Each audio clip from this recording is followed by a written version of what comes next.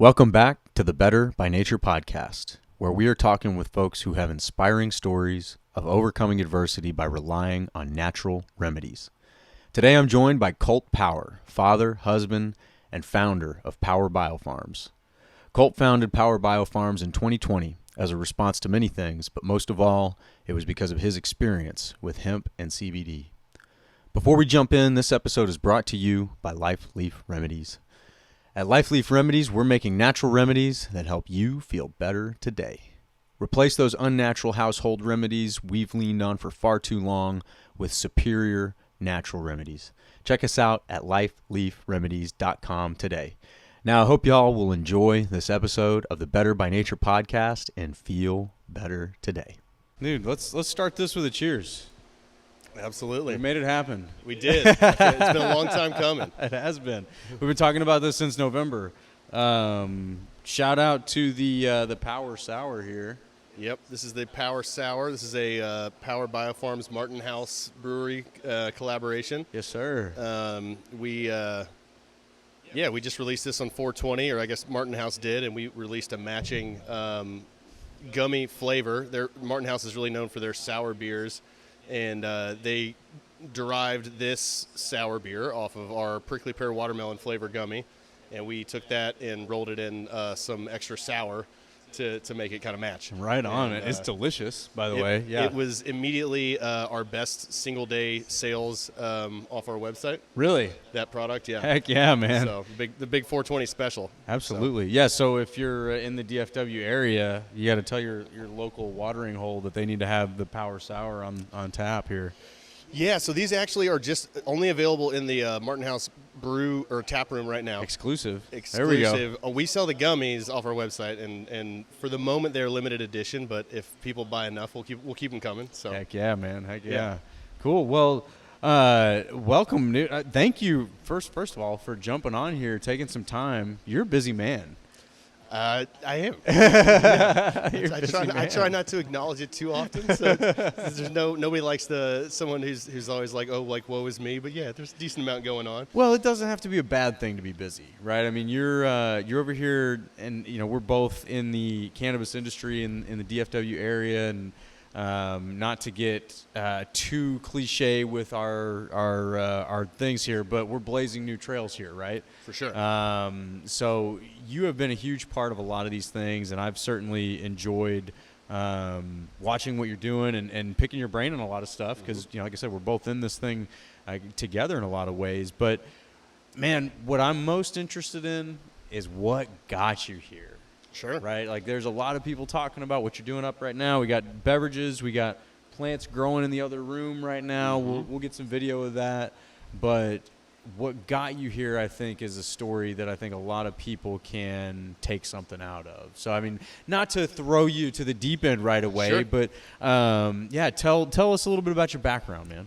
Yeah, so I was born and raised here in Dallas, went to the Episcopal School of Dallas, and played football and lacrosse there, was blessed to be recruited to play lacrosse in college. Yes, sir. It became, once I found the goalie position and was really invigorated by that, I was like, man, if I can go play at the Division I level, I'm going to do it.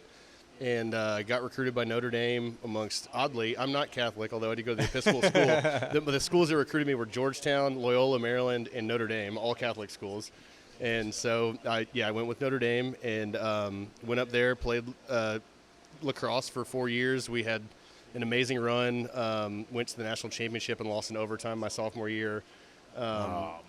It's heartbreaking. Yeah, the best part of that is that we lost in the first 5 seconds of overtime. Okay. And the clip of that Duke long stick midi scoring on us is like this iconic clip that they play on every televised game. They've kind of stopped now because it's like 13 years later, I guess. Yeah. But it was like for years. It just anytime I watch lacrosse on TV, they show that clip, and I'm like, God, there's lots of other plays you could show. But it was an unbelievable experience. It just grew my passion for athletics. Yeah. We'll get back to it later, but I did have a fair share of injuries through the process, just between the weight room and on the field. And then it's worth noting too that obviously NCAA athletes are subjected to drug testing. Of course. Notre Dame, being the high standard folks that they are, go above and beyond and subject all of their student athletes to random hair testing. Oh, wow. Which is much more intense than your typical urine test. You can't get away with much with hair testing. No, I mean, we knew, like, basically, even if you went home over summer break and smoked a joint, like, that could show up 90 days later. It may even longer if you had long hair. Right. So long story short, I was not a consumer. Yeah, right. You know, I tried it a couple times in high school, and but I was certainly never a regular consumer. Right. I was more concerned with my athletic career. But went off, had that experience. It was fantastic, and then came back here graduated in 2012. Came back to Fort Worth, and went into commercial real estate. Yep. Was doing brokerage. Primarily working with office tenants on helping find office space. Kind of got diversified into doing some more build-to-suit, kind of some custom ground-up stuff, and it was a really fun space to work in. Yeah. Really exciting, but it never really was my passion. It's what my dad has done, and so I kind of had a natural inroads to it. You know, he worked at the same company I worked at in the Dallas office. I made it a point to not be in the same office as him, so we could pick and choose when we worked together. Right. I didn't have to answer to him. But it was fun to be able to do that. And, you know, before I even went to college, I was very motivated by entrepreneurship. I remember having a business plan project in like 8th grade. Yeah. And like that being one of the first times that, like, not even because I needed the time to do more work, but I was just so like energized by it. I remember staying up almost like all night, like working on this business plan. And I just knew that, like, I didn't know what it was going to be, and I didn't know when and where, but like that was a goal of mine. Yeah. When I bounce all over the place. No, that's all right. We'll get into my ADHD at some point here too. Yeah. But, it's on display, right? Yeah. But I, you know, between being an athlete and watching my dad, who had been an athlete, I watched him go through a dozen orthopedic surgeries growing up. I had a couple when I was in high school, had another couple in college. That was one of my, like, I was like, well, maybe that's what I'm going to do before I went into commercial real estate. Yeah. Went and shadowed a surgeon in Houston. And that morning I learned that's not what I want to do, because the first surgery, it was a Tommy John's on a high school baseball player. And they took some ligament out of his wrist here and put it in his elbow to fix whatever ligament is involved in the Tommy John's. And watching that and smelling the cauterized skin and everything, I started sweating through my scrubs and kind of sweating and swaying back and forth. And the doctor was like, if you don't leave the room right now, like, there's going to be a problem. Like, if you throw up or pass out. That cannot happen. And, you know, I watched, I think, 3 ACL repairs the rest of that morning. And I just knew, I was like, I love medicine. I love the idea of, you know, repairing athletes and helping them perform again. But this is probably not the way I'm going to go about it. Yeah. So I say all these things to say that, like, these are kind of the things that help lead me to the cannabis opportunity. Right. I mean, I have a passion for medicine. I've got a passion for entrepreneurship, and a passion for athletics. Right. And optimizing athletic performance. So worked from 2012 till March of 2020 in the commercial real estate field, and then when COVID hit, it was clear that the office industry was office sector, commercial real estate was pretty well gone. Yeah. Or at least for the near term. Gonna take a hit for sure. Yeah. Right. And I was like, well, if there's ever a good time to look at taking a leap on a business and doing something different, maybe this is it. And I was blessed to have had a lot of success, and so we had a little bit of monetary cushion to take some risks with. You know, at the same time too, I'd gone from being just me to getting married in 2014. We had our first daughter in 2018, and then our son in 2019. And so when COVID hit, it was right after he'd been born. He was born into 2019, and he was 3 months old. My wife is an ICU nurse at Parkland, so she was working in the COVID unit. Wow. And it went from me being kind of the primary income, employment. Not that hers wasn't, but I was working more than she was. Sure. She was working 2 or 3 days a week. Sure. So, like, she was working 6 7 days a week right. for months. Right. And there was nothing for me to do. Right. There was like, no one was going your to job the was office. turned off. Yeah. So I was at home learning how to make sourdough and gaining like 20 pounds. People went different directions in COVID. They did. And it was not a good direction at the beginning of it. But so I want to. You said a lot there, and you talk about some passions, and commercial real estate doesn't really fit within those passions that as you were kind of outlining, right? Like you're talking about trying to help athletes. You're trying to talk about helping people, and I worked in commercial real estate. There's just not a whole lot of helping people. It feels like you're doing.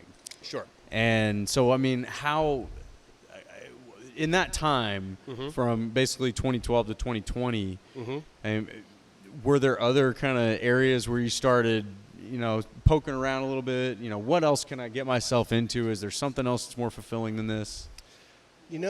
Not so much. No. I think my competitive mindset, everything I've always tried to do, and I don't know if it's me, the way my parents raised me, a little bit of both, but yeah. Commercial real estate wasn't something I was like, this is something I'm excited to go do. But if it's like once I'd gotten into it and I'm like, this is what I'm doing, right. I'm like, I'm going to be the best. Be good at it, yeah, absolutely. And so that was my goal. And so I got so deep into trying to be the best at it. That was really all I was worried about until all of a sudden, with 2 young kids, and that I was like, well, maybe there's more than just work and just money. Yeah. And so there was that aspect of it. So, I mean, no, really, I wasn't. I was working out some, but even looking back on the deals and the clients that I worked with that meant the most to me and that I enjoyed working with the most, that I looked forward to working with the most, they were always something a bit more unique and different. It wasn't, the office printing company or like the oil and gas company or the IT company or something that, nothing against those types of work, but it was, I got to work mundane. with some of my best clients were like the American Paint Horse Association, which is, it's a membership association. It's all kind of about a community and a passion for something. Yeah. And they're a nonprofit. Right. And another one was called Therapeutic Family Life.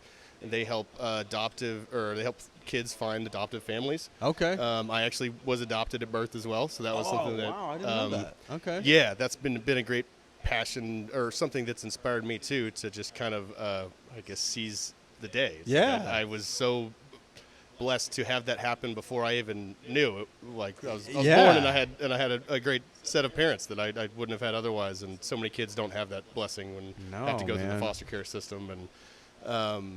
And then one of the other ones that really stuck out was Life Gift, which is like in the state of Texas, there's 2 or 3 organizations that are licensed to do all the organ donation, organ procurement. Okay. Like if you have the organ donor card on your driver's license, depending on the county you're in, when you die, different organizations are licensed to take anything that is harvestable and usable from your body and help it get to people that can benefit from it. Okay. And I got to work with them in establishing a new Fort Worth area tissue recovery center and corporate office, and those projects just meant the world to me, because it was clear that it was helping people. Right. It was speaking to things that meant a lot to me. Right. Not just helping some guy or a couple of people make money. It was like really adding value to people's lives, and that was something like in that kind of COVID transition when I was like, what am I going to do? I reflected on that and kind of came to that realization where it's like, I don't dislike commercial real estate. That's not the thing. It's just, but I have, whatever I'm doing, I have to work on something that I know is helping people, and there's more to it than just my check at the end of the day. Absolutely. Man, I can relate to that so hard. And, you mentioned kind of your athletic journey through Notre Dame, and the NCAA obviously has their policies and all of that. So we talked before, but one of the things that you I guess prescribed or relied on, like a lot of people out there, myself included, was Adderall. Yep. Right? And at the time, I guess in our generation, it seemed like this little cheat code. Yeah. Right? Like, okay, I'm kind of scattered. This seems to help me get through this checklist here. Yeah. So let's lean on this for a while. But what was your journey with that like? That's a really interesting one. I do truly believe that I am very ADHD. Yeah. However, I was not diagnosed as a kid. Me too. I never had any issues in school. I had some behavioral issues, but it was never grades, never performance. I had an ability to basically be the distractible kid, like bothering other kids in class because I would still get it and do fine on my tests. Right. And so that was most of my issue. I got a lot of noisy neighbor demerits, as our school called them. Makes sense. I was basically just trying to make kids laugh, and like that was it. But I always had very good grades, and I did well on the SAT, got into Notre Dame, got there, and then I started to struggle a bit. And it was actually our athletic trainer on the Notre Dame team that was like, "Hey, I think you likely have ADHD, and the athletic department will pay for you to get tested if you want to get tested." Okay. I think I was a sophomore, and so they paid for it. I went and got tested, and they're like, "Yeah, you definitely are ADHD," and I got a prescription for Adderall at that time, and it works. Oh, it does work. Immediately it works. Yeah. I went from having a 3, either I think like a 2.7 or a 3.0 to like a 3.6 pretty shortly, and it makes anything you don't want to do or isn't exciting is all of a sudden interesting. Oh yeah. And you're better at it, and but it has a lot of downsides and trade-offs. a lot of trade-offs. Yeah. And it's not easy to see that at the beginning because it's something that's very easy to fall in love with, for lack of better words. Especially as a young person, man. Yeah. Like I said, I went down that road too. I mean, it just seemed like a solution to a problem. Like, cool, plug that in, let's go. Right.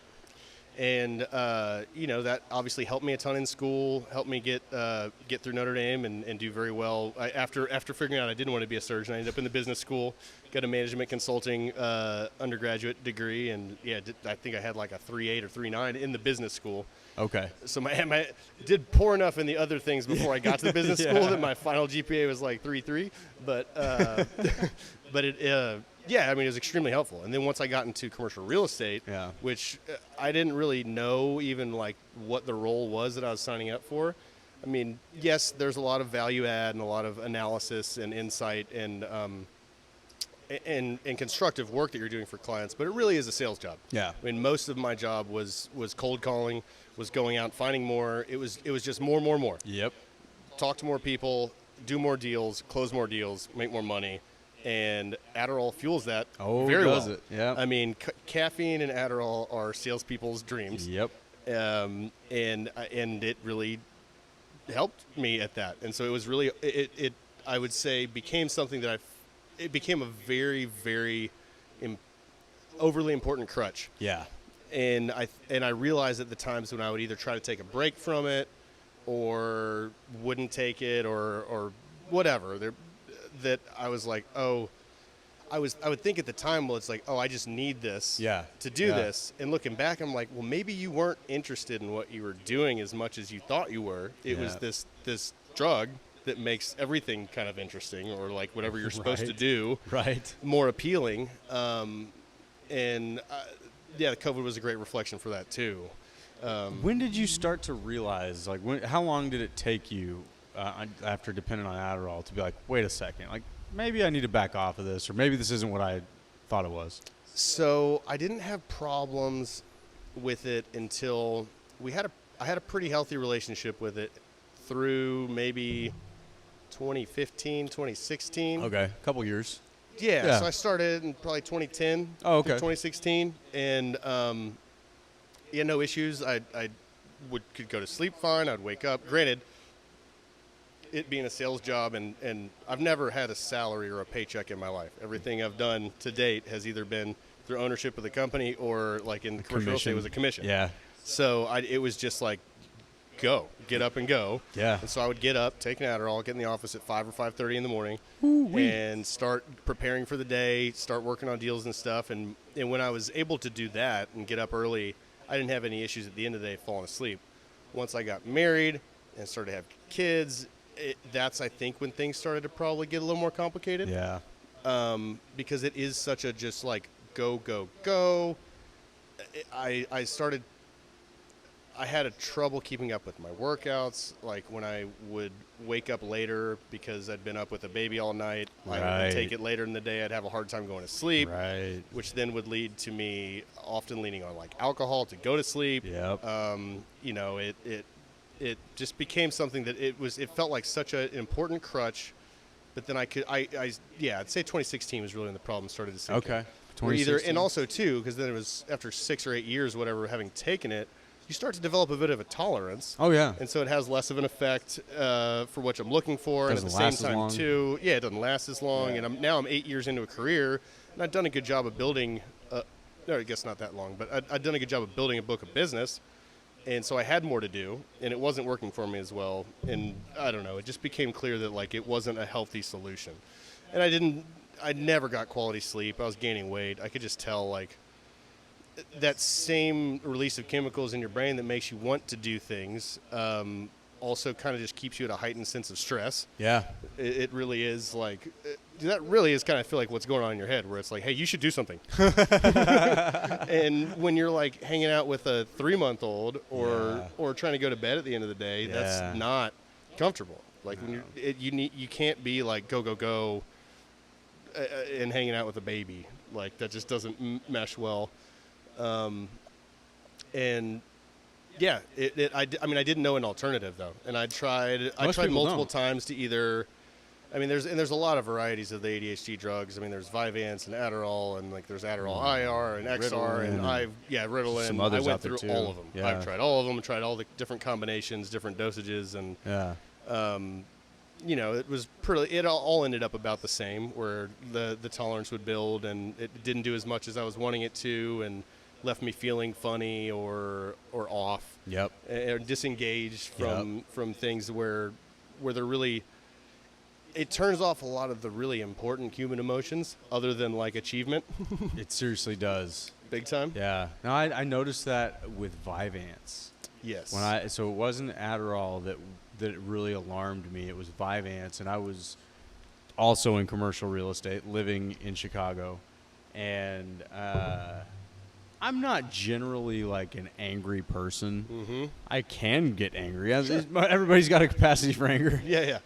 But growing up in Texas, man, everybody's friendly down here. It was kind of an awakening to live in Chicago, man, because everybody is full speed ahead, throwing bows if they have to. Big city living. Like nobody's waiting for you. Like here, go first. Yep. But man, and what I noticed is on my way home, because I took the train. I lived in the city, so I'd go from train to train. And what part of Chicago did you live in? I lived just north of Wrigleyville, up off of the Granville Red Line stop. Okay. Obviously, going to Notre Dame, I know Chicago decently well. Right. Spent a lot of time there. Right. No, so I was right up at the end of Lakeshore Drive. Okay. Right off of Loyola's campus. Yeah. So right there. It's a good little area. I liked it. And it wasn't too expensive. Pockets, yeah. Yeah. No, I loved it. I always said that Chicago was an amazing city. I just wish I could pick it up from where it is and put it in Texas, so we don't have to deal with those awful winters that they have. Yeah. I couldn't handle it anymore. It was too much. That was my number one impetus for moving back to Texas. Yeah. I loved the people at Notre Dame. I loved the campus. I loved the culture. But as bad as Chicago is, South Bend on the other side of the lake, where we just like the clouds come over, pick up even more moisture, and then dump it on South Bend. Yeah. And it was just gray and cold all the time. I could deal with the cold and the snow if it was sunny. Yeah. But when it's just gray and cold all the time, like I couldn't handle that. It's too much. And, all my other teammates went and got jobs in either Chicago, Philly, New York, Baltimore, and I was like, I'm not interested in any of that. Heading south. Yeah. I know what it's like down there. Yeah. I'm gonna go back. I was like, I knew I'm not going to Houston, but and I didn't want to move back in with my parents. I wanted to be close to them, but Fort Worth was perfect. Yeah. Oh, hey, I'm glad you ended up down here, man. I distracted you. You were saying something about your path, and I got to. We were, I guess, talking about Adderall and everything, but I was. Oh yeah, it was Vyvanse. I was living in Chicago, and I would take the train home, and it's that hustle and bustle, and it's like you just get in the stream and you'll be fine, right? Mm-hmm. Don't fight the stream. Just get in the stream, follow the folks where you got to go, and you'll be good. But when I was coming down off of a Vyvanse, everything made me angry. Yep. I would look around and find a reason to be angry at anybody. Yeah. I was like, this is not okay. This is not a good way to live. Uh-uh. And it was alarming for me. Haven't taken it since then. I took Adderall because Adderall didn't have quite that same effect. But even when I was taking Adderall, I knew I was like, this is just not. I felt like I was being overcooked. You know what I mean? Like just at the end of the day, being a little too fried, a little too wired, a little too, just high strung. And so, but for you, like, what was your path to realizing that cannabis could be that solution? Sure.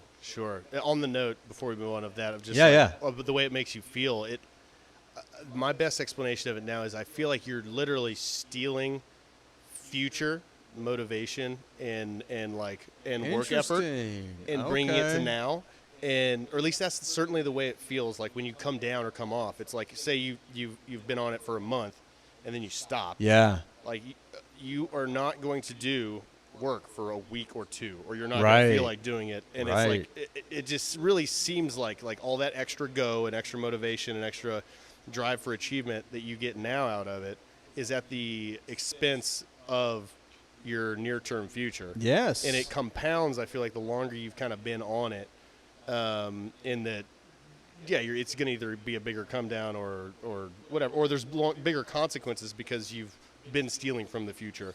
And the real fear that really started to freak me out is like, especially as I started to have kids and a family, is like, okay, well, if it makes me feel bad for a week when I stop, like, what is this doing? Once I started to have that kind of mindset where it seems like you're stealing from the future, I was like, well, how much of my real future, my long-term future, is this like taking? Where it's like my body's either overexerting itself, or whatever.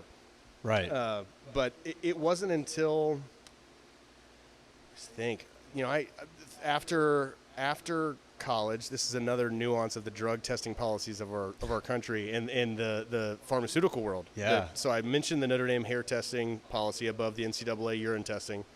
Funny story about the NCAA urine testing. My senior year, so I was a backup goalie for 4 years. I played behind 2 different first-team All-Americans, and basically I found out, like, sophomore year or junior year was my chance. Like, I got to compete with the kid. He won the job. He was younger than me. He was better. Yeah. He deserved it. Yeah. And like first game, he killed it. And I was like, okay, I'm probably never going to play. And I knew I was going to be a career backup. Oh my God, where was I headed with that? Oh, were you talking about the drug testing? The drug testing. Yes. Yeah. Yes. Yeah. So senior year, I got into, I did not play in our playoff game. We lost in the Final Four to Loyola. And I got randomly selected to do a urine test after the game. And I had broken my thumb 2 weeks before, and they'd given me hydrocodone for that. And then I had an Adderall prescription. And they go to take my urine. I go, hey, you should note I have a prescription for these 2 things. Right. They're going to show up. And they were like, I don't care. Oh. And I got a call 2 months later when I'm at my commercial real estate job. So I didn't play in the game.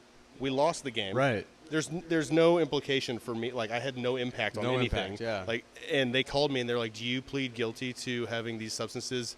And I was like, I mean, I don't like the word guilty, but like I told you that day, they're going to be in my system. Just fascinating. But well, I guess what were the implications of being guilty at that point? I don't know. I mean, they're controlled substances that were banned by the NCAA, but it's just weird, some of the drug testing policies. But what made me think of this was, man, I got to keep my Adderall prescription and Vyvanse prescription or whatever it was throughout different amounts of time. I was drug tested by my doctor to make sure I didn't have any THC or other illicit substances in my body. Right. And so that was another 6-year stretch of like I just had no. I was like, well, this is what's keeping me going. This is what's keeping me like performing every day, and I'm like, I'm not going to gamble that by trying cannabis or anything. And it would be the same as like the couple times I tried it in high school, where I was like, I just got extremely paranoid because all I could think about is like, what was at stake, and if I get tested, I'm going to fail. And so, long story short, I didn't even experiment with anything until I guess I got a different doctor in like 2016 or so, and they no longer had that policy, and so I had a little bit more courage to experiment. And then so I started to try cannabis a bit more then, and it was still very spotty, and I started to have some better experiences with it, but I didn't really have the correlation between what it could do for me yet. Yeah. It wasn't until the CBD shops started to show up in 2018. Like 2018. Yeah. And then I remember driving my market, going to go make cold calls and seeing a CBD store on Highway 26 in Colleyville. Yeah. And I was like, you know what? Let's go see what this is all about. I remember it made me feel like just better. And a weird part of Adderall started to become, I don't remember having this issue earlier on until it was after having taken it for 6 or 8 years, but I started to have more joint pain. Interesting. And things just felt tight. Okay. I had more physical discomfort than just the issues that it was causing kind of mentally. Right. And immediately that CBD fixed that. Yeah. And I felt like I could move again. I felt like I could relax again. I felt like I could kind of be myself again. And I remember trying to get my mom and dad, who came over after the game when we got back to my house, being like, you guys should try this. my mom has had MS since 1990. Oh, wow. Or maybe 93 or something and like that. It's just yeah, since kind I was young. of plateaued. Yeah, it hasn't been very aggressive. She's blessed in that she technically has relapsing remitting, but it has not relapsed. That's awesome. She had some really bad. She was in the hospital for a couple months. Had to completely couldn't walk. Had to relearn how to walk again. And now she still have intermittent numbness, and she kind of has all permanent numbness in her feet, but it'll get worse, kind of upper legs, and it'll make her tired and stuff. But she hasn't had a major crash. She doesn't have to specifically medicate. I know there's some brutal MS drugs. You have to shoot your stomach and terrible things. Yeah. So it could be worse. But, I already mentioned that my dad has had a whole bunch of orthopedic surgeries. I think, by now he's had almost 20, I think. Oh, wow. He ran track and played golf at Ole Miss, and then he was a cheerleader. Oh, and then man. he taught cheerleading for National Cheerleading Association for 20 years. Wow. After dropping out of law school. Oh. Yeah. Fascinating, because he's built like me, about the same height, pretty big dude, and he has a massive ring from the cheerleading championship, and everyone thinks he's an NFL player until he shows him, and he's like, you see that? It's somebody holding up another dude. Yeah, and but it brutalizes his body. I mean, holding another 200-pound grown man hand to hand over his head, after they jumped on a trampoline, Hey, nothing but respect, because I guess it's easy to be like, oh, cheerleading, but no, I mean, if you watch male cheerleaders, they're doing legitimate things that most men can't do. His little side note, his claim to fame in the modern cheerleading industry is he created the Disney World Championships. He cold called on Disney and was like, you guys want to host this? Wow. And made that started, and he was the commentator with Bart Connor at one of the first ones there. And then he claims, and this one's harder to prove, but he's like, I invented taping of wrists for male cheerleaders. And I'm like, tough to prove. Yeah, okay. Tough to prove, but I'll okay. give you credit for that. Yeah. We'll put that on your gravestone.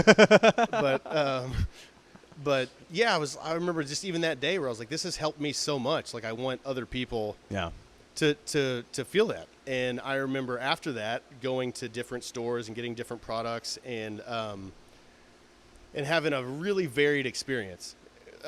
Where sometimes I feel like it was several products after that before I had the same level of relief, and there were some that really made me feel. That day it didn't give me any drowsiness, or whatever that product was. I remember it didn't give me any drowsiness, didn't give me any really intoxication, but I got some other ones that did. That weren't supposed to. And I remember one day going to Chick-fil-A and taking a couple drops, whatever, a milliliter of a tincture, and almost immediately getting too stoned to leave the parking lot.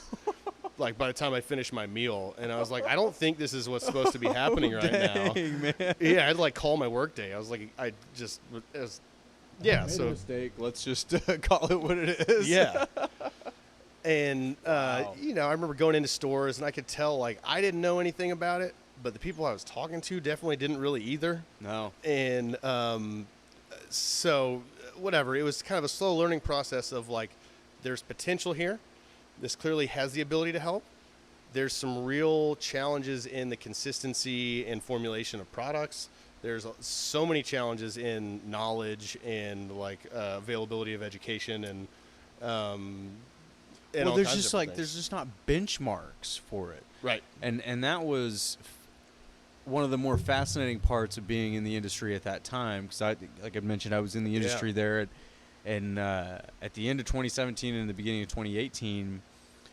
It was terrifying because the DEA was still your, they were still potentially at your door, but it was also a very interesting opportunity because you're like, wait, all I got to do is be a good guy here and we can make it. Like, yeah, pretty much, and so fortunately the brand that I was with, we had a very well-intended group of people, and a lot of expertise on the table. So we weren't just a bunch of, to say the line, right, a bunch of stoners in a garage putting out a product like what you're saying, which, maybe it's this day, maybe it's this a different day.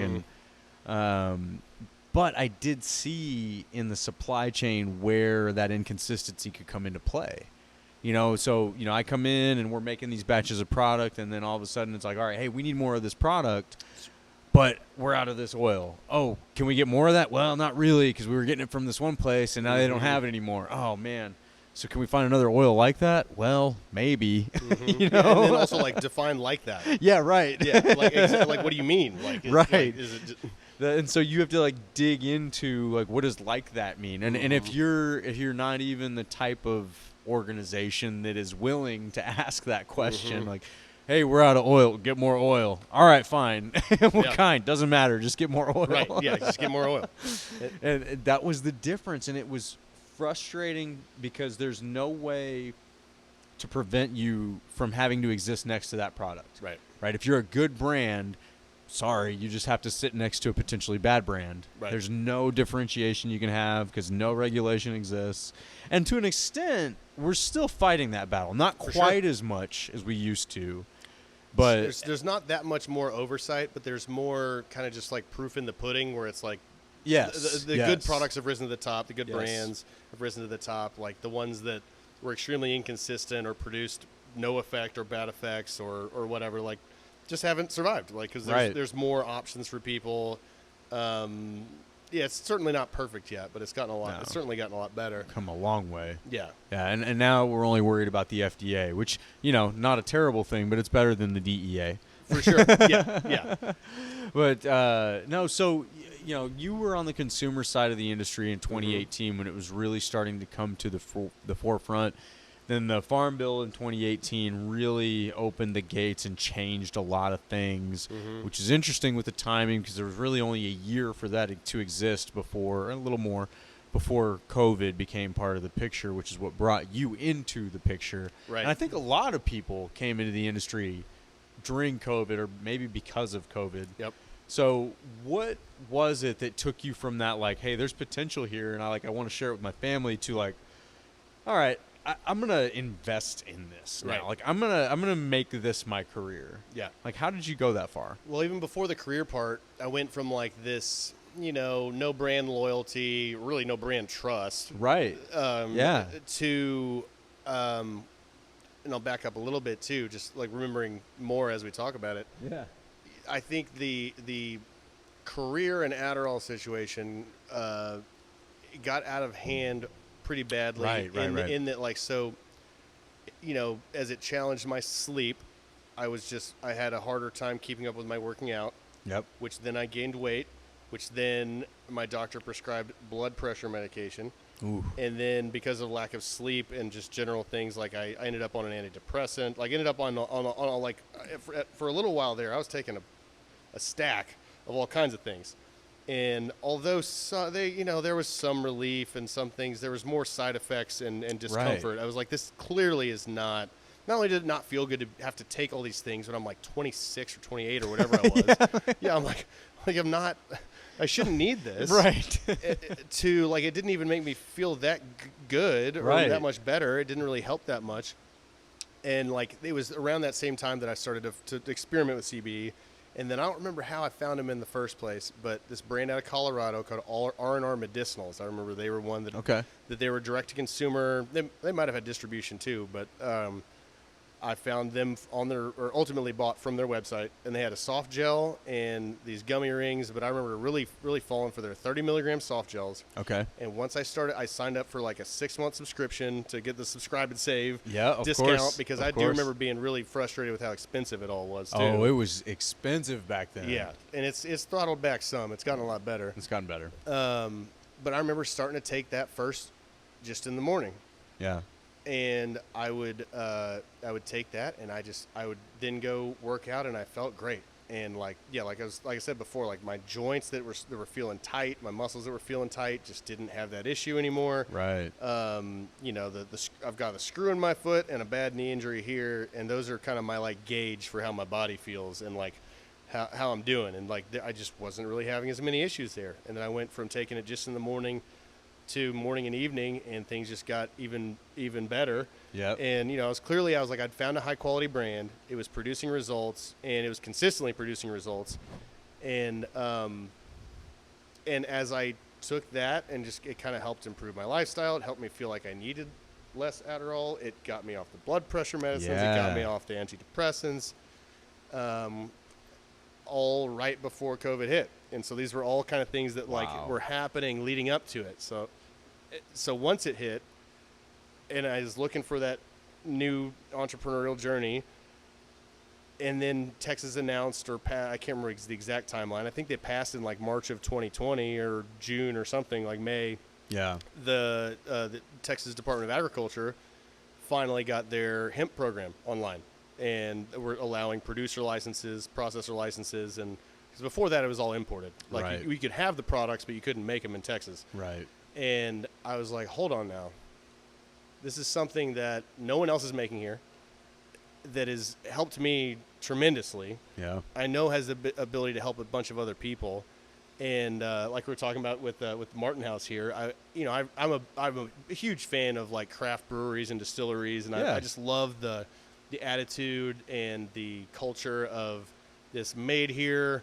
And then like Martin House's catchphrase or slogan or whatever is like for Texans by Texans. Heck yeah. And there's so many, Texas in particular, I mean really anywhere, there's a lot of local passion, local like, pride, but Texas is a whole nother level. A little amplified. And then you like zoom in a little bit more, and you've got like, okay, DFW versus like the others. And then you zoom in even more, and you got like Fort Worth versus Dallas. And it's like, okay, well, it's like if you just try to make a brand or make a product like that really just hones in on like we make it here, we make it for you. Yep. Not to say we won't distribute or won't like grow our presence, but it's like we're making it here for you. You can come see us, you can trust it.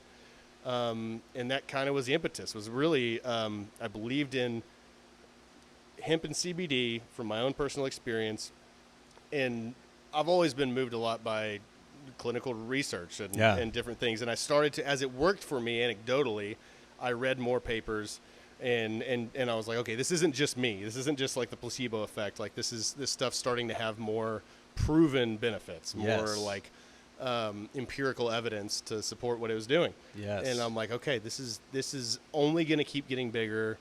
And if there's a chance to participate in an industry that has been illegal for more than 50 years, that no one really knows about, but is clearly going to be huge, like that's one of the most exciting things, and it helps people. It's like it was just so empowering, and kind of taking that merging of like a local passion with helping people naturally was kind of the impetus for it.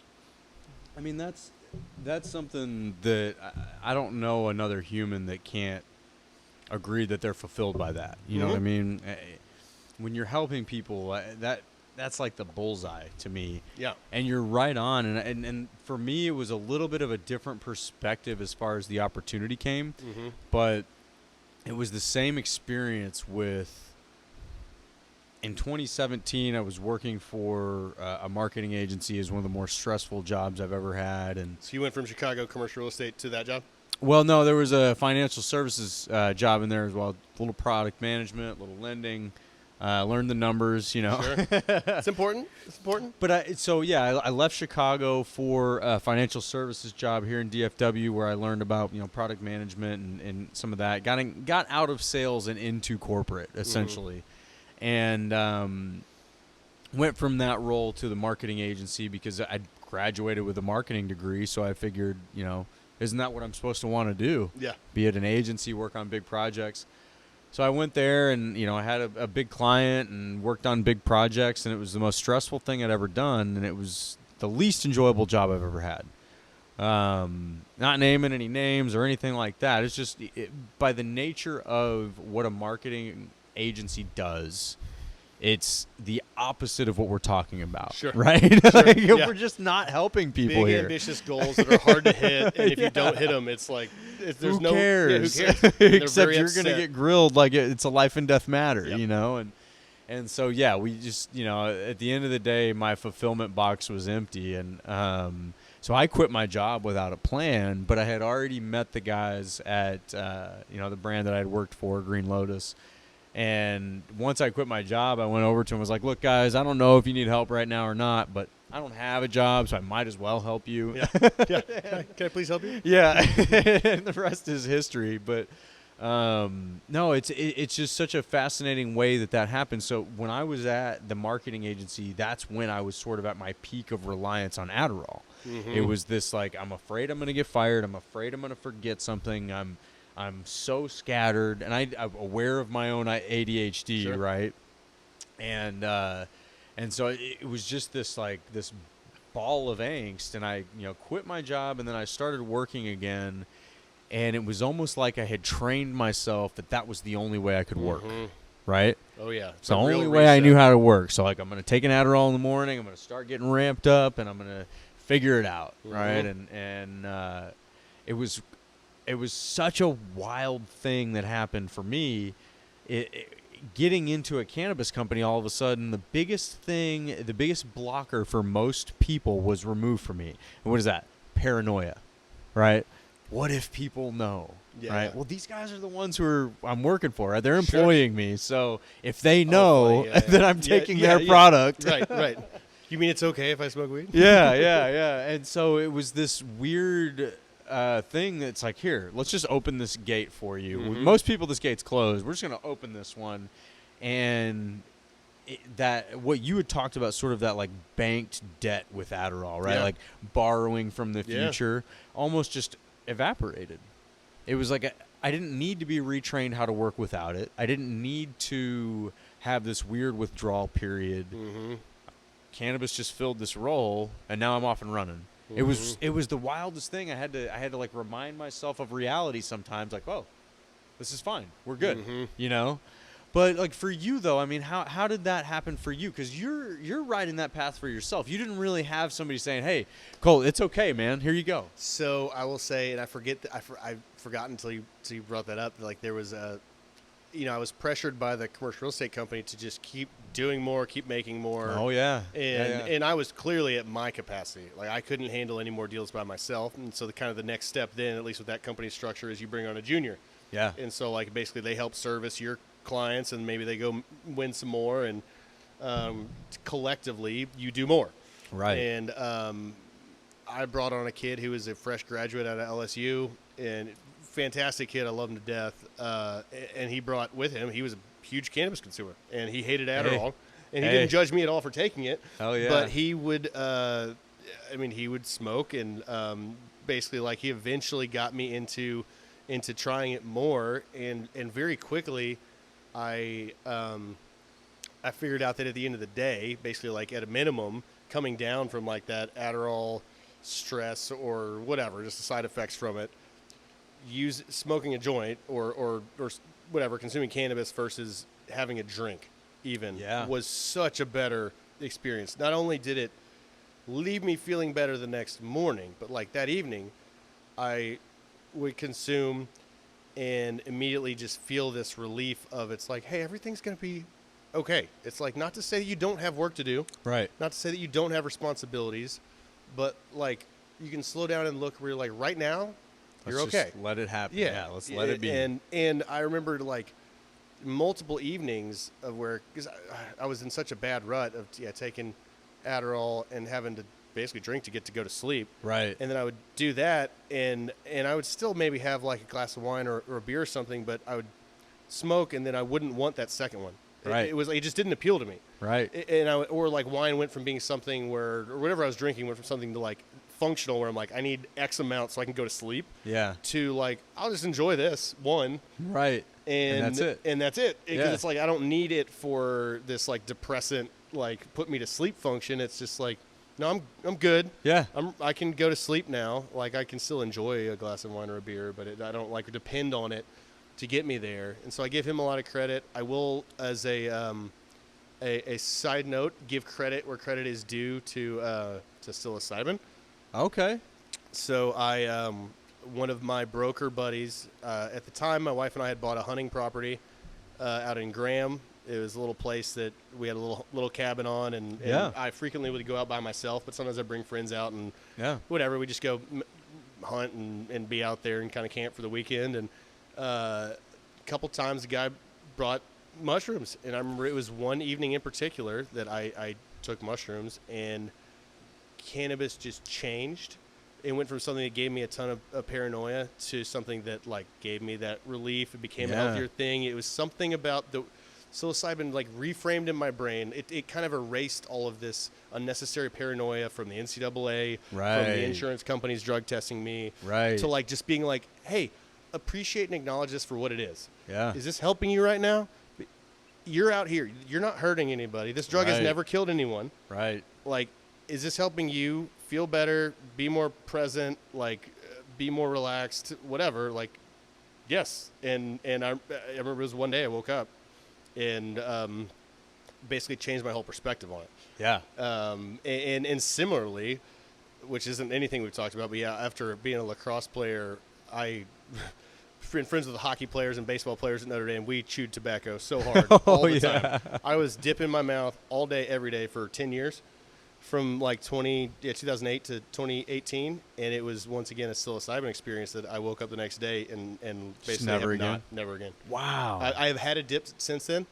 Just I was like out of curiosity, maybe a year and a half ago I had one, and I was so sick. It was horrible. Wow. And I was like, I will never put that in my body again. Wow. And it wasn't like something I went in with an intention where I was like, I'm gonna consume this and I want to rid myself of this, but it just changed it. That's how it was. Yeah. So no, psilocybin's fascinating, man, and we have talked about it a little bit on this podcast. Shout out to Parker, Parker Olson. He's doing some really cool stuff. He's a founder of a brand called Forage. But he and I talked a little bit about mushrooms, and mushrooms is something that, like cannabis, faces a lot of unnecessary stigma, right? And I think anybody who might hear you say, like, psilocybin, it's like, this guy brought mushrooms. Oh, so they went off and tripped in some circus or something, like, right?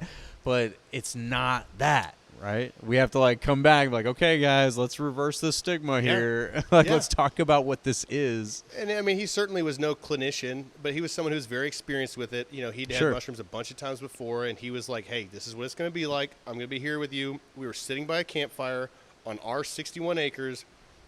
Nothing was going to happen. Exactly. He was watching, like, the most out there thing that I did that night was I went to go pee, and I looked at the moon, and I just kind of wanted to walk towards it for, like, a little bit longer than I should have. And I went about 50 yards away from the campfire, just, like, thinking the moon was gorgeous, and then I was like, oh, I should go back to the campfire. You should walk back. And I'm like, if that's as bad as it gets, it's not so bad. It's not so bad. Yeah, it's that's obviously not like necessarily what we're talking about, but it kind of just indicates I think there's so much potential in these natural medicines that are so overlooked, and like the safety profile and like the toxicology of psilocybin and cannabis and THC. Just no one, short of making bad decisions if they happen to have been too intoxicated, has ever died or been or hurt themselves. Right. I think you definitely have to be extremely safe with both of them. But you can't be reckless. But they are infinitely safer, no doubt, than alcohol. You can have a single incident, single afternoon or whatever day and die.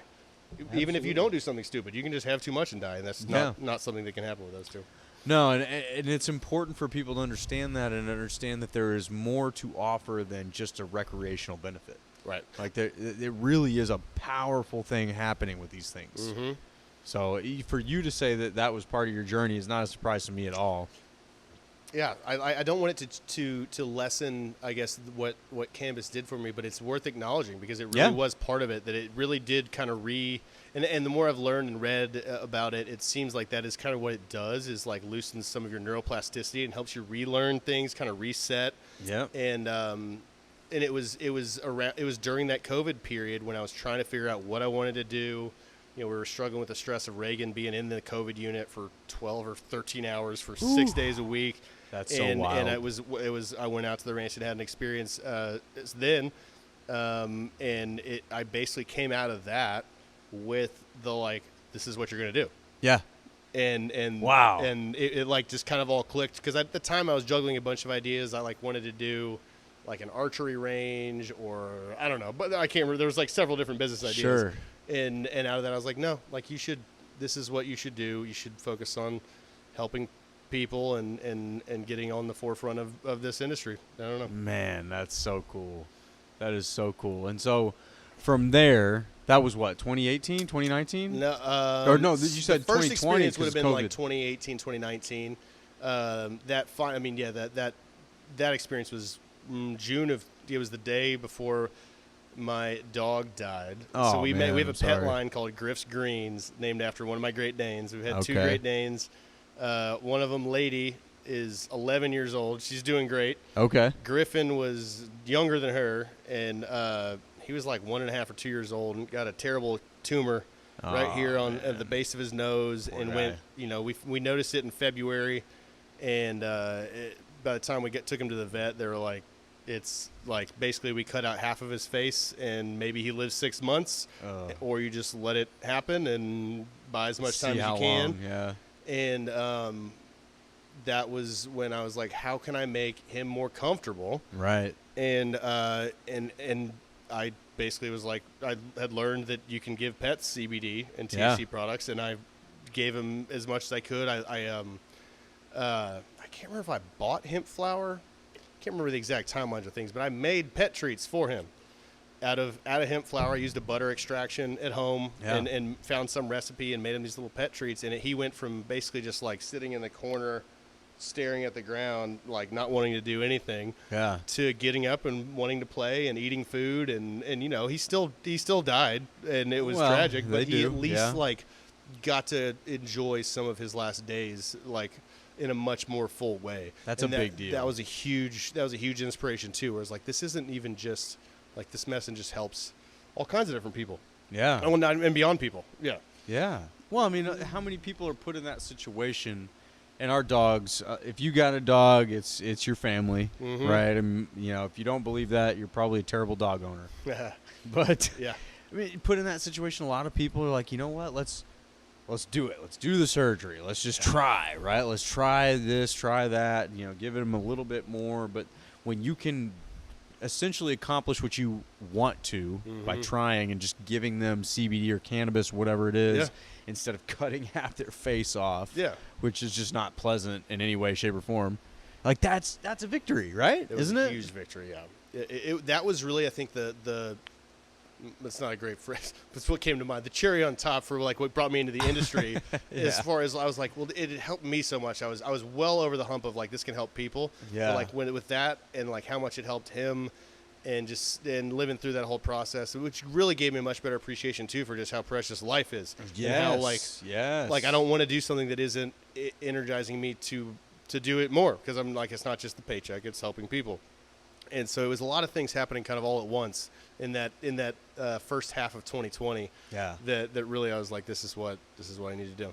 Well, so we've talked about the journey from relying on a box of pills, which you hit the nail on the head. This podcast is about natural remedies. It's not about just cannabis or one specific natural remedy. Psilocybin, cannabis. We talk about drinking more water, running. Sure. I mean, all of these different things are natural remedies. Yep. Good conversations, right, can be a natural remedy. There's all kinds of non-ingestible things that absolutely.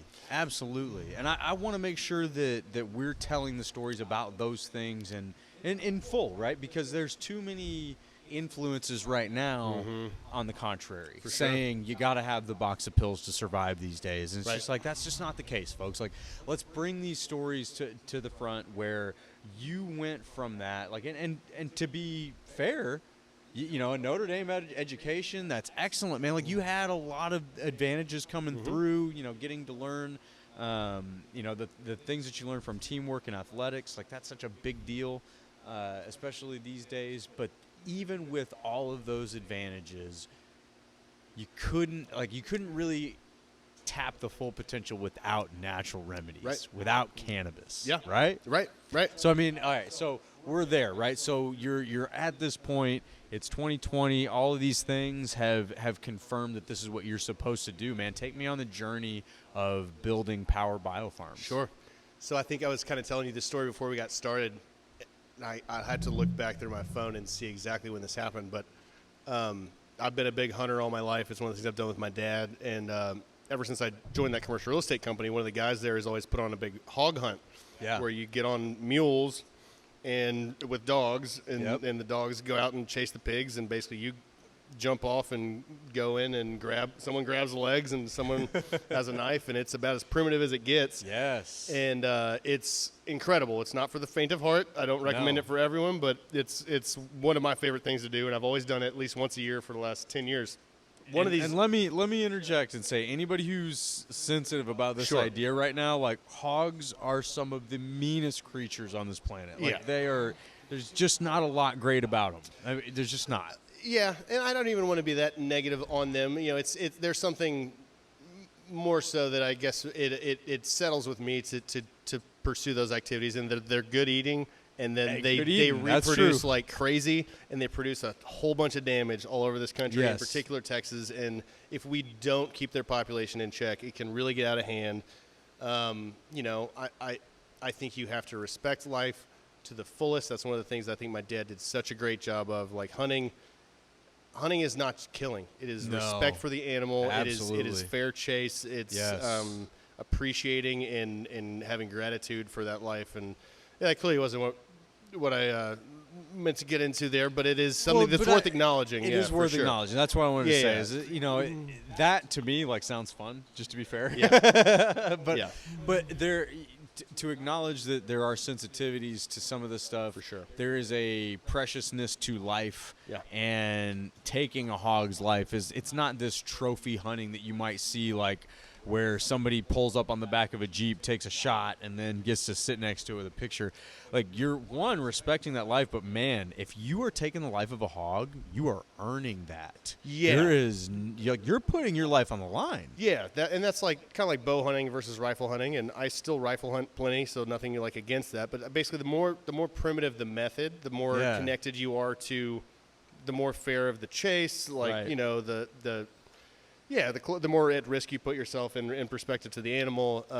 It's all it's more fulfilling. It's more meaningful, and I mean, it's in our blood. I mean, we are certainly omnivores. We also eat plants, but I think by nature we eat meat. All kinds of things eat meat, and unfortunately, that means that something has to give its life for us, like other things. So it's a circle. It is a circle. But sorry to derail that. No, that's okay. I probably shouldn't have gone into so much detail on that, because it can be a really polarizing thing. But the whole point of it was on a hog hunt. I believe it was early March of 2020. My mule, because it's the only time I ride a mule. I did not grow up really riding horses. Okay. I go that one time a year and ride a mule. And you're riding not on a trail. It is wherever those dogs go, wherever the pigs go. And we're up on the Red River on the Texas-Oklahoma border. And there's ravines and all kinds of water and trees. And my mule decided to run up this embankment before I really told it to. I wasn't ready. I doubled down on the saddle horn so I wouldn't fall off backwards. And it ran me into a massive tree branch and just crushed my nose and flattened it. My septum was pointing sideways. It was bleeding all over the place, and I was at the back of the trail, and I was, we were like chasing. The dogs were on a big run, and it was like several miles till we get there, and I'm covered in blood, and they're like, "Are you okay?" And I'm like, "That happened a while ago." Like, yeah, now I'm okay. Yeah, I'm good now, guys. Thanks. But that was after I had become acclimated to consuming cannabis. I, had learned more about the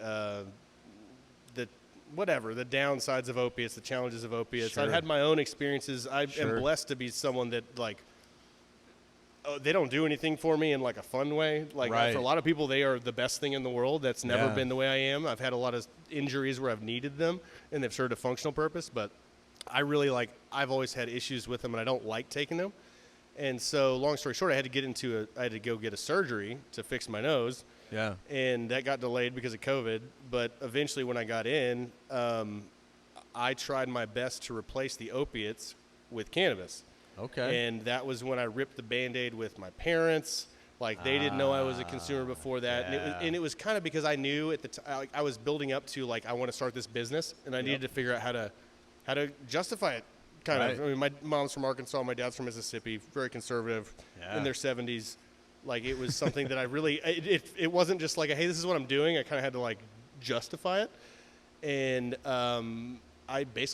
after the day of the surgery, I didn't take any opiates, and I consumed cannabis, and it worked just as well, if not better, than the opiates, and didn't give me as many of the issues. But I did that, in front of my family, and was like, hey, this is something I believe in. I think it's a better alternative. Yep. Having talked about my dad having all those surgeries, he had his challenges with opiates because, in his defense, he needed them. Yeah. I mean, he's had both knees replaced. He's got 3 plates in his back. Like, the dude's in a lot of pain. Some people do. Some people need that stuff. And in the same way that I leaned on the pharmaceutical solutions that I was using up until finding cannabis, like, when we trust doctors. Yeah. And then they say, hey, this will help you. Right. You take it. Until all of a sudden you realize, well, hey, I've been taking this, and it's been causing a lot of problems. And I kind of wanted to not only do that for myself, but start to rip that Band-Aid for them of, like, hey, this can help you. This can replace things and whatever. That was a pivotal turning point because that was after, like, the Texas had set up their hemp producer and processor program. I'd kind of turned that corner on this is what I was going to do. That's how I kind of came out of the closet to them on, like, on, like, hey, I consume, and we're about to start a business on this front. And we're gonna put the pedal to the metal here, all right? Yeah, I believe in this so much. I really want to bring it to the masses. So the initial impetus was, I think around that time, smokable hemp was super hot.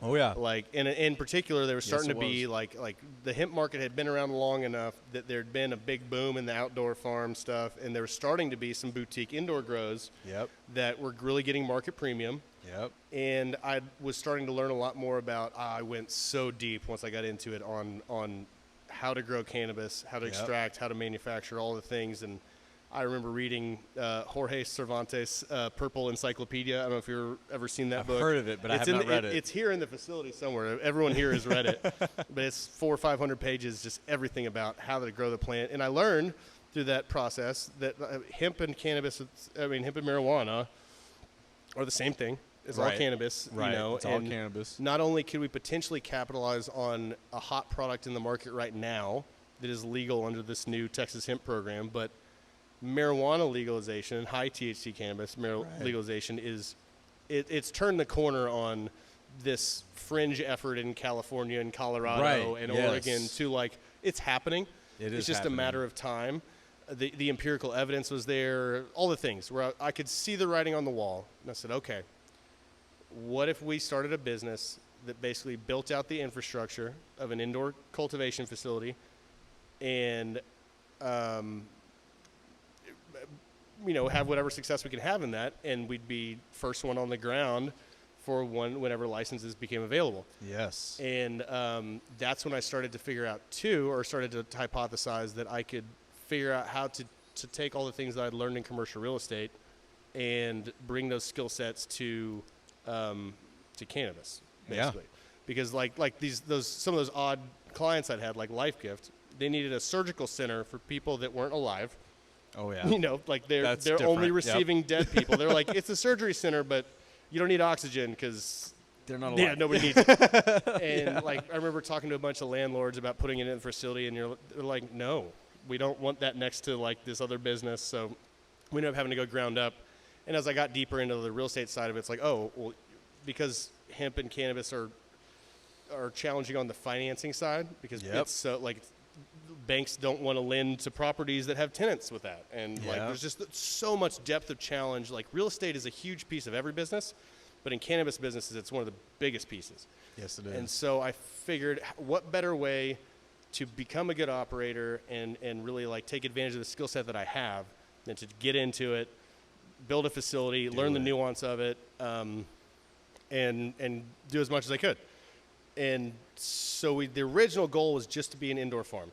Okay. And then I got into, okay, well, how can you make a small space as efficient as possible? Because you're paying per square foot, but you can grow vertically on pallet racking. Yep. And, you know, basically have 3 canopies or however tall your ceiling is, multiply it by whatever, however many layers you can put in there, and, you know, produce 3-4 times as much in a very small footprint. More like cold storage is on cubic feet instead of square feet. Right. And that became extremely interesting to me, of just like efficiencies. And let me ask you, how, because I'm in a different part of the industry, right? So I'm not growing, I'm not hands on the plant, so I don't focus necessarily on everybody or that side of the industry who's doing what. How many other folks are out there doing that the same way you are, kind of taking a 3-dimensional approach? Not many. There were other hemp farms that were doing it indoors, and so I knew at least there was some precedent for the business model of doing indoor hemp farming, and the flower prices justified the model. Right. And to me, from what I learned about like vertical indoor farming versus single tier indoor farming, it's like that basically doubles your efficiency. Yeah. Or at least on the rent side. Sure. I had some learning experiences on like other parts of it, like the space we're in now. I was like, well, we can fill this with 4 flower rooms and have 4 times as many lights. Well, that means you need 4 times the electricity. Yeah. And that's not easy to come by and whatever. There's a lot of nuance to all the details of it. But I didn't know anyone. I knew there were other indoor farms. I didn't know who else was doing it vertical. But I knew in the cannabis space, it was becoming extremely popular. Pip horticulture had really taken off. In particular in some of the Northeast markets where real estate was super expensive, you know, make it vertically tiered instead of single tier and just be more efficient. Yeah, of course. Around the same time we started to, let me think back to, came up with a business plan, got licensed originally at my house, put grow tents in our media room, moved all the furniture out of the media room. I think we got 2 or 3 grow tents in there, got up to about 150 plants. And that's when my wife was like, I remember every single day taking a big pitcher from upstairs down to our refrigerator and using filtered water from our refrigerator so it would be as clean as possible to go water all these plants. And that's when my wife was like, all right, if we're really going to do this, get it out of our house. Yeah, let's do this for real. and so I became my own tenant rep broker and found the best cheap space nearby I could find that seemed to have good potential. And that's how we found the space we're in now. Yeah. It was a sublease at the time, 2 years, about half the rent that it should have been. Right. And I thought I'd hit a home run until, like I was saying, we moved in and I realized that my plan, like all the diagramming and logistical planning I'd done worked physically, but on the power front meant we had to spend about $75,000 to bring a power upgrade in. Oh my god! And that was one of my first introductions to this is an industry that you have opportunity in, but it is very capital intensive on the production side.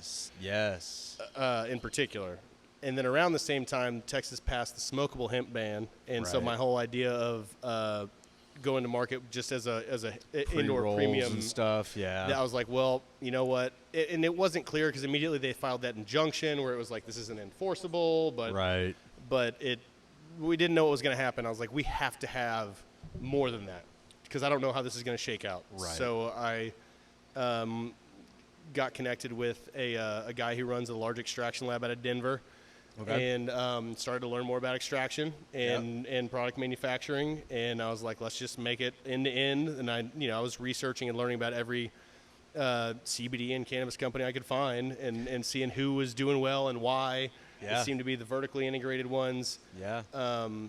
Retail has never really appealed to me as much. I like the production side. I like going from plant to product. Yeah. The idea of direct to consumer sales is palatable to me, but like running a store, I don't know. That's just not really something I have a lot of interest in. A lot of problems. yeah, it's a lot of problems. Well, and in on the real estate side of things, like our company has, we do office, we do industrial, we do retail, and retail just seemed to be the trendiest.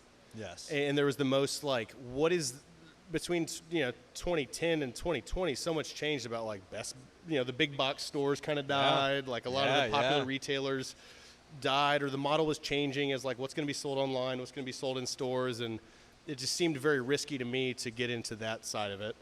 Well, there's been this big conversation, and I feel like it went from like 2010 to 2020 about brick and mortar's dead, right? Brick and mortar's just dead. And part of that felt true, but part of it felt like sort of like some kind of forced, like, come on, die already, like you're supposed to be dead. Let's kill you. And now it almost feels like there's a reemergence of brick and mortar. I think there is.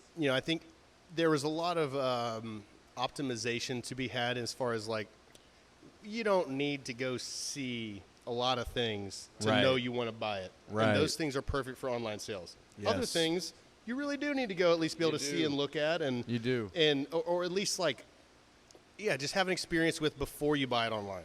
And there's other things you need to buy in person. But that's you just touched on it. There's an experience to be had, and whether you need to have that experience or not. And I think what you hey, Martin House, right? Like shout out to them and what they're doing. That's it. It's this, the Bruco and all of this, like, versus buying a 12-pack of insert light beer, right? And so that's where it's like, yeah, sure, you can just buy light beer, whatever it is, or you can go to a brewery, you can have some good food, you can see how they're making that beer, then you can taste a beer that you're probably not going to taste anywhere else. Right. So there's this big experience that can happen. It is available. And personally, I believe cannabis has the same 100% opportunity. 100%. And I think one of my, like, that whole, like, corollary from the craft brewery to craft distillery space, and, like, my experiences there where I'm like, oh, man, I'd had such great a time touring and learning about how things are made. Wineries, too. Can't forget them. Yeah, of course. Like, they started go and see it in person and experience it and get to finish the product at the end. And I knew that cannabis was too heavily regulated for that to be something that, not to mention it wasn't an option. But I thought that was interestingly appealing about, like, we basically could build a marijuana production facility that was growing hemp that we could invite people into because it's not as heavily regulated. Where it's like, hey, we're in the middle of DFW. Marijuana is still illegal. There's, like, basically no medical program. But you can come tour what looks like a Colorado. Plants. Yeah, it's the same thing. Yeah. And, like, I knew that people would be intrigued by that. We haven't done as much of it as I at one time thought we would, as far as, like, trying to bring people in here. But it's pretty interesting that was one of my impetuses for putting it in the middle of DFW, where it's like, if it's available and logistically practical, like, I want people to be able to come see this and not only, like, learn more about it just so they can appreciate it more, but also, like, I think it lowers the stigma. It just makes things, it makes things so much more approachable and comfortable when you're like, oh, plants. It's a plant. It's plants. And then it goes in there, then they extract it into this goo. And they put it into a product, and then here it is. Like, there's nothing scary about it. Well, and you're the expert that can hold the hand that says, okay, so if I have a question that, like, I'm afraid of this plant, you could be like, well, here's why you shouldn't be afraid of this plant, And, all right, so now, is this plant going to get me high? Well, no, this one's not going to get you high. Why? All right, well, let me tell you why. And I've been kind of outspoken a little bit on LinkedIn and some other places on our industry right now, and it's sort of out of necessity why we are the way we are, but we're guilty of we're talking too much to each other. For sure. We're talking too much about our extraction processes and the terpenes and all these things that your consumer who's still like, is that plant going to get me high? You're like, yeah, but what about, do you winterize your extraction material? Like, it's like, but this person doesn't even know if this plant gets them high yet.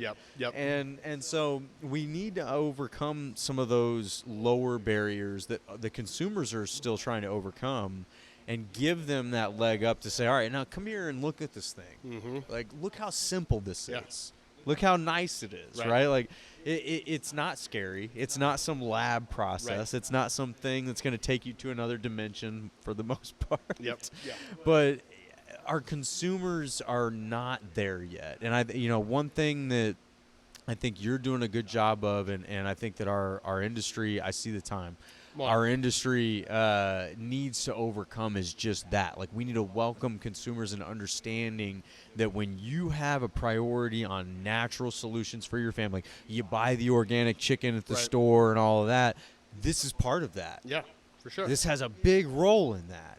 And so, like I said, I know we're running short on time, man. And speaking of natural remedies and what we do, like, you have to take care of your family, right? So we got to let Colt go and take care of his family, and we're probably going to have you back on the podcast. Is that fair to say? Would love to keep talking, yeah. We got to keep talking. This is such a big conversation.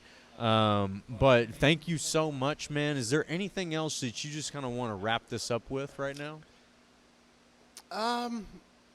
Not necessarily. I mean, I think it's just it's been a lot of fun to go back through that whole process, because I don't think about it so much. I go into each day so much of looking at where we are now and where we're headed, and I haven't slowed down to look back at that journey, at that process. And it has been a pretty I don't know, just life-changing thing, and it's been one of the most. We are on the cusp of becoming a profitable company. I'm not ashamed to say that. Like, it is starting a company, and especially in such a challenging industry, it's daunting and it's challenging. And I'd say most companies in our space right now are probably struggling, or at least concerned financially. Worried about it. But it's been the most fulfilling, most rewarding thing outside of being a husband and a father that I've ever done, and just knowing that the products are helping people, and it'll be. I'm a big fan of where we're headed as far as stabilizing what's legal, what consumers can expect, what consumers can understand. I think like I said, like my kind of like, hey, this is the time to jump in, because we're over that hump of like, it's only going one direction. It's just a matter of time. It is only going one direction, yeah. And so that's the whole argument about like, what synthetics should we allow? What should we not allow? Yeah. What sales channels? Like, I know we'll figure all that out. It's going to be a messy process in between now and then. But it's been a lot of fun, and I'm excited for where we're headed. And thanks again for having me. Yeah, man. Hey, thank you for what you're doing in the industry. Keep doing it, for sure, man. Keep fighting the fight. I know it is a fight, because I'm in it too. But we're fighting towards the same things, which is natural remedies for people in their lives, right? Helping them feel better.